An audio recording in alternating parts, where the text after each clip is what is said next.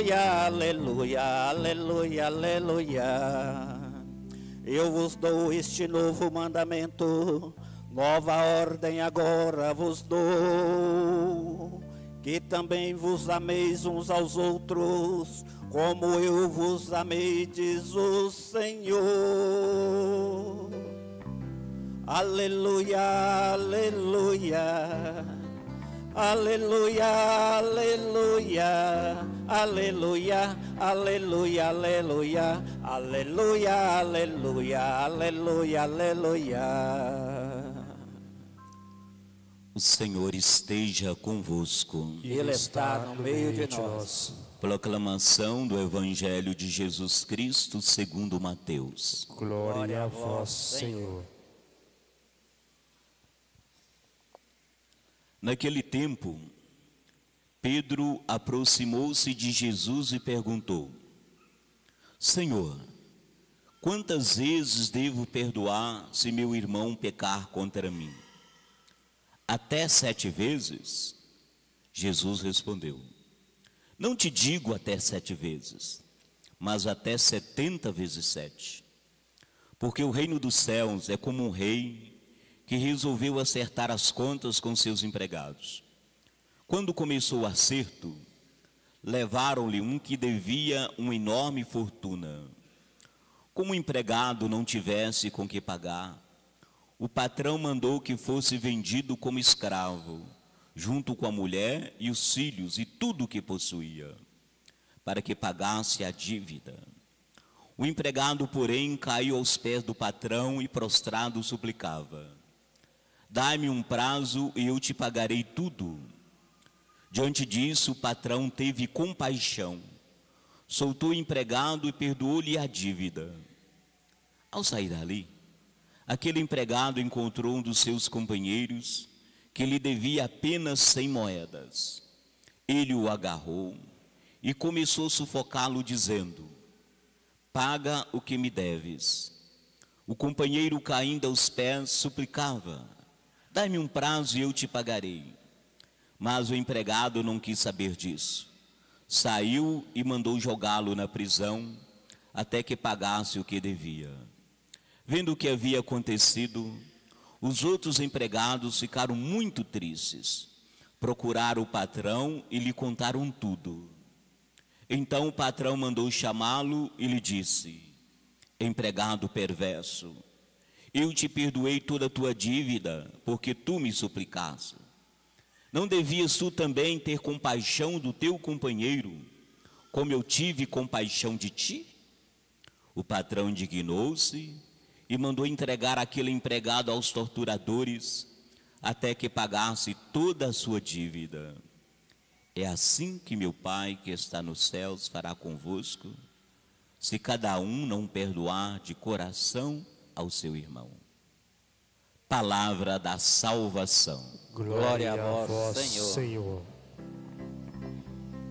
Aleluia, aleluia, aleluia, aleluia, aleluia, aleluia, aleluia, aleluia, aleluia, aleluia, aleluia. Meus irmãos e irmãs, como lembrava no início dessa celebração, o perdão é uma atitude muito difícil na vida de todos nós, mas ela é essencial. E a liturgia de hoje nos fala da prática do perdão. Lá no Antigo Testamento se usava muito a lei de talião, olho por olho, dente por dente.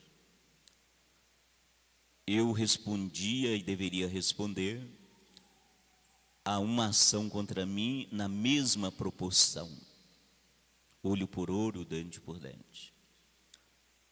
Já no Novo Testamento, essa lei vai ser superada.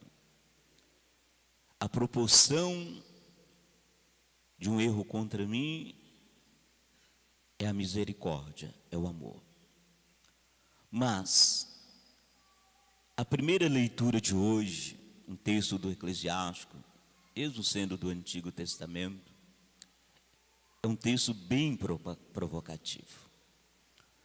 O texto deixa bem claro que a raiva, o rancor, são sentimentos maus e que não nos traz felicidade. Que a nossa vida não pode ser estragada por esse tipo de sentimento. Porque a verdadeira sabedoria está em não se deixar dominar pelo rancor, pela raiva, pelo sentimento de vingança. Pessoa sábia é aquela que sabe perdoar as ofensas, de ter compaixão pelo semelhante. Diz o texto: o rancor e a raiva são coisas detestáveis, até o pecador procura dominá-la. O sentimento, quem guarda ódio, rancor no coração, adoece. Rancor e ódio provoca azia, deixa a vida da gente azeda. Eu falo que quem guarda ódio e rancor é como se você tomasse veneno para o outro morrer. Não faz mal para o outro, faz mal para você. São coisas que não faz bem para a saúde da gente, para o espírito da gente. E às vezes a gente insiste em manter esse sentimento. Ficamos guardando coisas, de passado, guardando esse sentimento em nós. Não. Diz o texto para nós que essas coisas não podem ser guardadas dentro de nós. Quem não tem misericórdia não perdoa e às vezes quer ser perdoado, Diz o texto. Se alguém, como se pode, Como pode? Onde você já viu isso? O autor do Eclesiástico pergunta assim: como? Se alguém guarda raiva contra o outro, como poderá pedir a Deus a cura? Se não tem compaixão do seu semelhante, como poderá pedir perdão dos seus pecados? É incoerência. Quem perdoa as ofensas dos outros poderá pedir e esperar o perdão de Deus. E para acentuar essa verdade, o texto lembra que um dia a gente vai morrer. Lembra do teu fim e deixa de odiar. Pensa na destruição e na morte e persevera nos mandamentos. Pensa nos mandamentos e não guarde rancor a teu próximo. Pensa na aliança do Altíssimo e não leves em conta a falta alheia. É o texto de hoje do Eclesiástico. Diante, portanto, dessa realidade final que nos espera, que sentido tem guardarmos rancor, raiva, vingança? Como podemos esperar o perdão final de Deus, se de repente a nossa vida foi toda vivida na lógica da raiva, do ódio, da vingança? Na verdade, diz o texto, que até um ateu seria capaz de entender que não temos o direito moral de exigir dos outros o que nós não fazemos. É uma simples questão de bom senso nas nossas relações. Portanto, não tem sentido guardar esse tipo de sentimento dentro de nós. Quantas pessoas vivem azedas com elas mesmas, com os outros? Como eu disse, porque insistem em guardar rancor, ódio, não esquece. Aquilo vai destruindo, remoendo dentro da pessoa.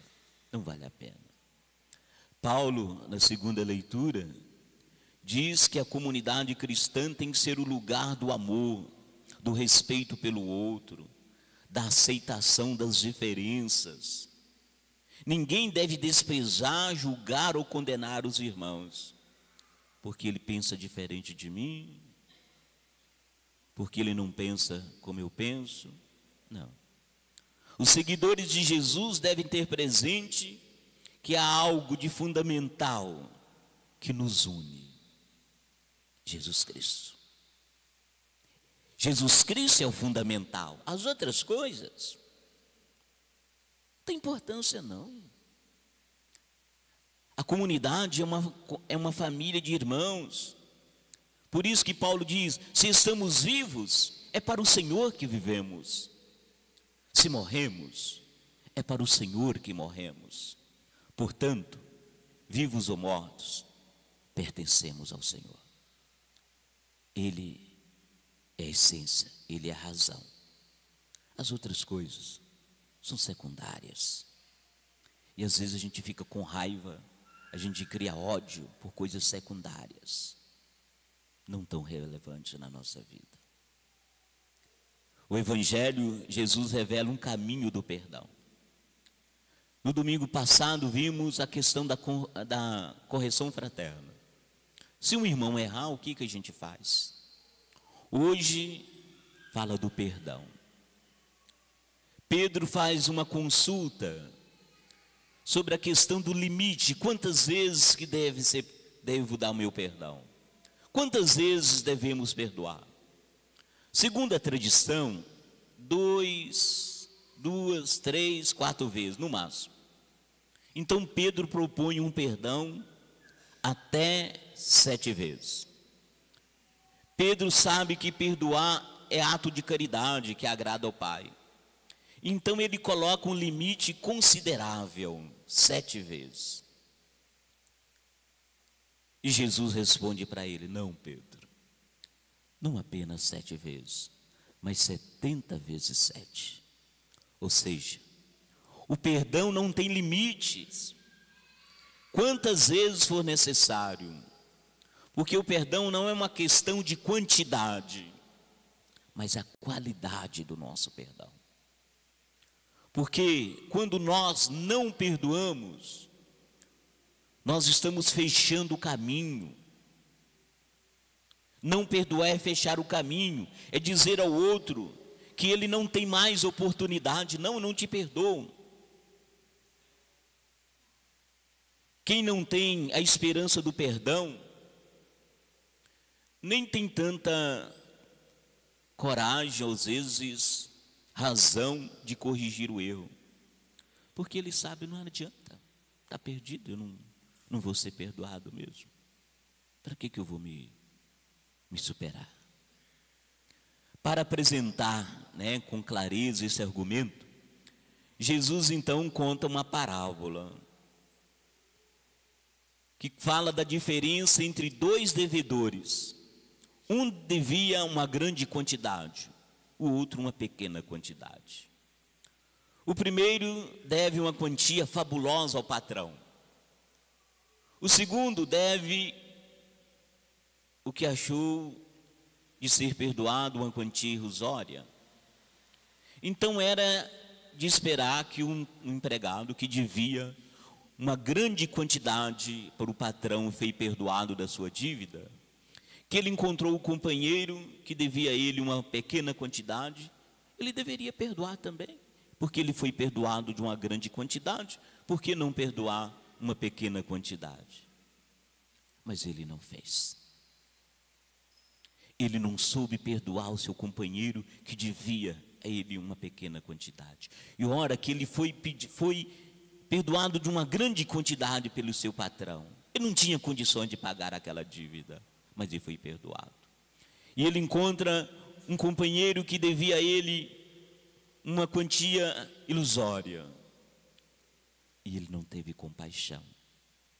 Os companheiros contam para o patrão a atitude daquele homem, e o patrão chama ele e diz: não devias tu também ter compaixão de teu companheiro, como eu tive compaixão de ti? É como se Jesus dissesse: você não tem vergonha de ser tão mesquinho? O que seria de você se Deus te medisse na mesma medida que você mede os outros?